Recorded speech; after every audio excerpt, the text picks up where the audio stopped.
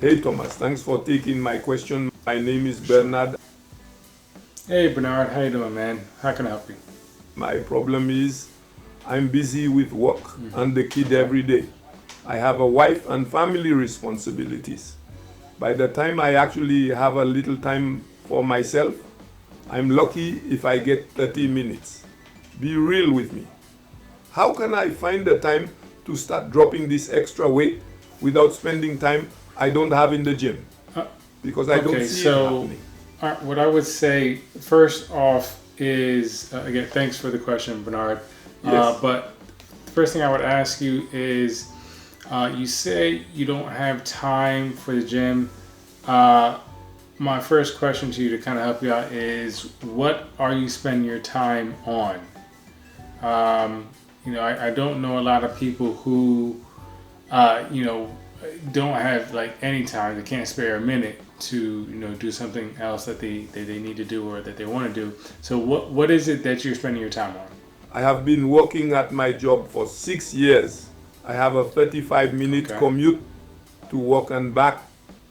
I help my elderly parents with shopping and I spend time with my wife. I have three girls. They are 4, 6, and 9. So, so I pick up the girls from school and I help with homework and I spend time with All right. them. Okay. All right. So I hear you. You sound very family oriented. You help your parents out, spend time with your wife, your kids, and that's awesome. That's great. Keep doing that. But okay. So I can go a few different ways here. Very first thing I'm going to say is, if you don't have that much time, right, to work out, or hit the gym or do any physical activity, you're already kind of limiting yourself. But in that rare case, I would say that you will want to first approach your diet. First visit your diet, whatever you're eating, to get to this overweight status that you're at, and you want to lose some weight. Um, that's because you overeat, right? You're eating too much. That's why you're gaining weight. It's pretty simple. No, I get So it. first thing I would say for you is to kind of monitor what you eat. Start counting calories. I would say instantly drop, 500 to 750 calories out of your normal consumption. So you want to first track for about a week what you eat through a calorie tracking app to get a baseline of what you eat. Then from there, you want to drop or subtract 500 to 750 calories, and do that for about 3 months, and then kind of see where you're at. So that's kind of the first thing I would say. But in your statement, or your question, I feel like it's kind of like an excuse. It's an excuse to me. Is what it comes down to. Because for one, how many people have a wife or a spouse in the world? How many of those people also have kids, right? And out of those people, how many people have parents, that they help? These are three common things that most people in the world, I would say, uh, experience or have to deal with, right? So, to me, saying that you have a wife and kids, and you have parents and you have a job. And actually, I didn't even go get to the job. You have a job. That's the fourth thing that is very common. So you have a lot of common things that doesn't seem to stop other people from getting in shape, right? Now, I would say it's harder. It's going to be harder, right? Because you have these other family obligations. I get that, but it's not impossible. And in fact, hey, look, I'm speaking, for myself here. I have kids. I have a wife.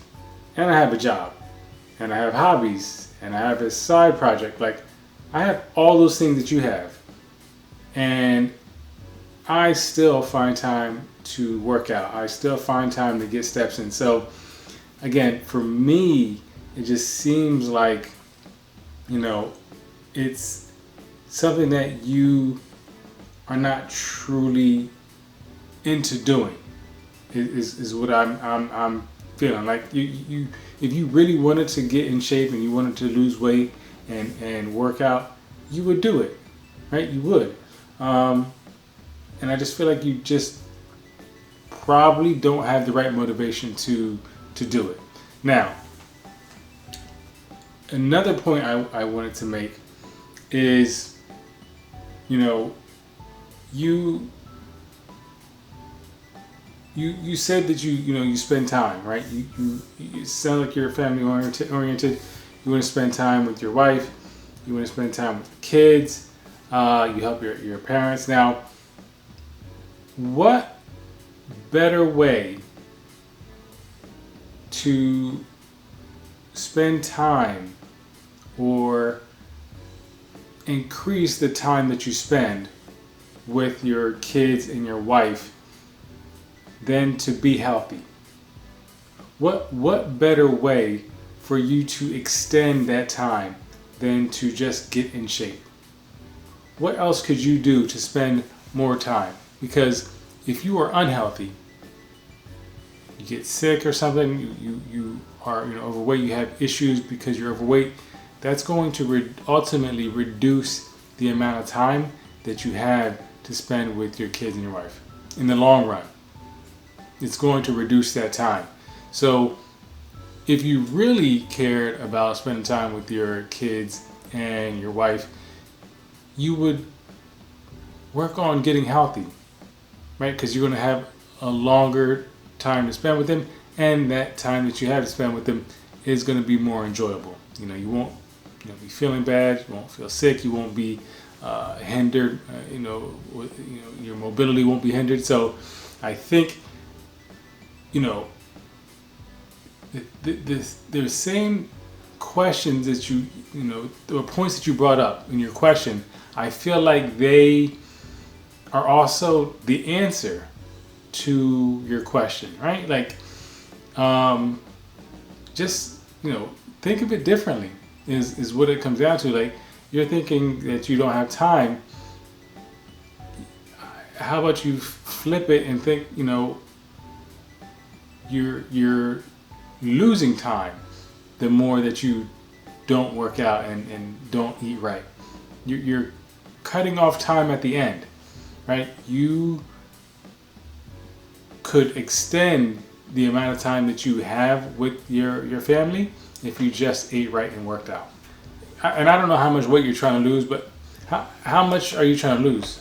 My goal is to lose about 60 pounds. Okay, so you want to lose 60 pounds. So, yeah, I mean, I'd say you want to hit up your diet first, right? Hit up your diet first. I gotta tell you, Bernard, I gotta tell you, man, like, I'm not buying the whole you don't have any time, because here's why I don't necessarily believe that, right? Like 100%. Because again, you're talking to someone who has kids. I have kids. I have a wife. So I can still find the time, and I feel like I know what might be taking up your time. So here's the deal. At night, so I know you have social media. You obviously have social media. When are you on social media the most? I would imagine it's at night after you put the girls to bed. I imagine you sitting on the couch or in a chair scrolling through social media for 30, 45 minutes, maybe an hour. You know what I mean? Like, that's what I envision, and you could be using that time to work out. But tell me I'm wrong. Yeah, you're right. I do scroll through Instagram at night. I guess I could work out instead. Yeah. It just feels so overwhelming, you know? Like, where do I even start with the Yeah. eating part? Cutting 500 calories sounds good, but how do I track that without spending all day measuring food? Okay, so, well, Bernard, I mean, you're not gonna spend all day measuring food. You just get a calorie counting app. There's a ton of calorie counting apps on, you know, the app stores out there. If you have an iPhone, if you have, you know, a Google, Android, you can get a free calorie counting app. It's really just, you know, what jives with you or what you like. But you can count your calories through a calorie counting app.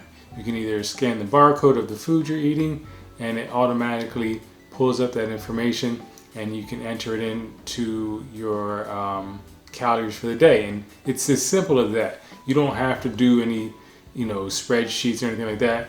It's really easy nowadays. So the calorie counting part is really not a problem. That's not going to take a lot of time at all. So you can do it. You just have to do it. That's all I can say. You just have to do it, man. You just have to, like, be real with yourself. Like, if you say you want to get healthy, you say you want to lose the weight, you got to put in the work. I mean, there's no shortcuts to it. You know what I mean? There's just none.